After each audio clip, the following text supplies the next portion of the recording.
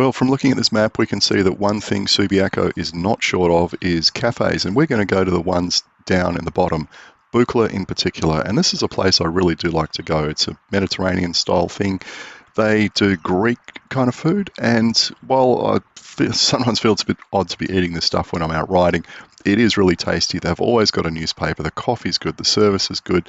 I like sitting outside in the sun and watching the world go by. And it's quirky. I like the fact that it's different. It's not plastic. It's not manufactured. It's all made, in-house on the day, and it's different and it's tasty. And it's right opposite a bike shop, so I can take the bike to get serviced, sit over there and have a coffee and wait for the bike to come out.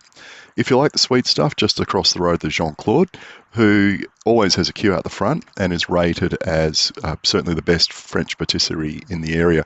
I've only been there once or twice to try it. There is another cafe around the corner which I've been to once, and I think that's probably enough said. It wasn't bad. It's just not my thing. So you get a nice table in the sun out here and it's excellent, but not my thing. Lots of eating out on the street here, and like I said, it's not, this area is not Dome. And the disappointing thing is that's the original Dome just down the road in Subiaco. And when this place opened 30 odd years ago, it was quirky, it was different. It's what Bukla is today, and it's kind of sad to see what it's become, but so be it. Now, how to get there, I'm showing you this in reverse. If you ever go to Kings Park and you're looking for a good coffee, you could just ride out of the park, and a couple hundred meters later you're in this little cafe strip. So this is just coming into it from a side street, and Subiaco, it's a very nice place to live. And we're going to start with Jean-Claude here on the left, and like most places around the Subiaco cafe shopping strip, it's got some bike parking.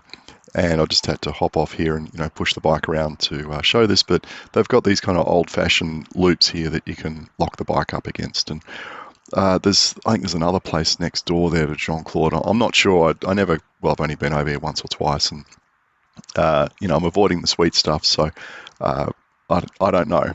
But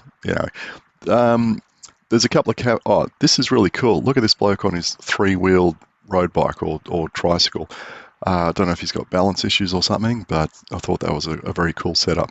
So there's another cafe over here on this side of the road where you've got the outdoor eating.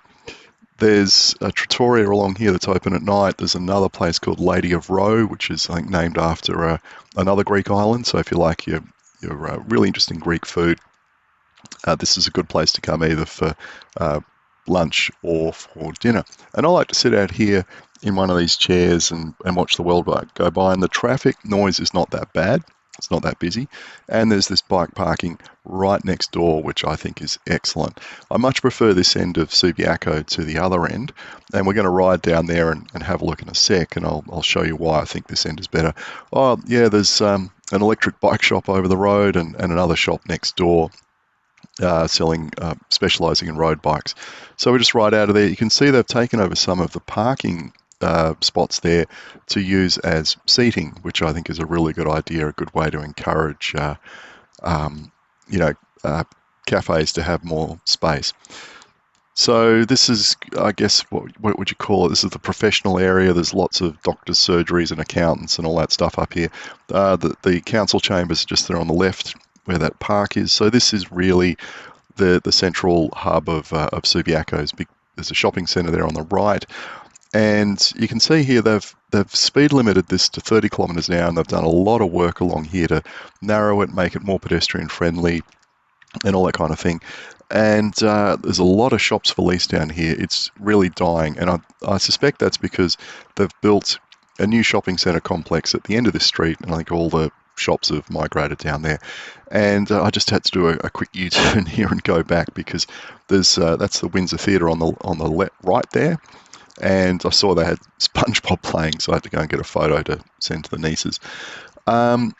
So yeah, that's this end of town. You can see with the traffic, whilst there's a lot of bike parking, you do see quite a few bikes down there. It's not my place. Much prefer the other end with the quirky food, the quieter atmosphere, the bike parking next door. the good coffee, the good foods. Yeah, it sounds like I'm really doing a sales job on this place, but I just keep coming back time and time again because I think they've got it right.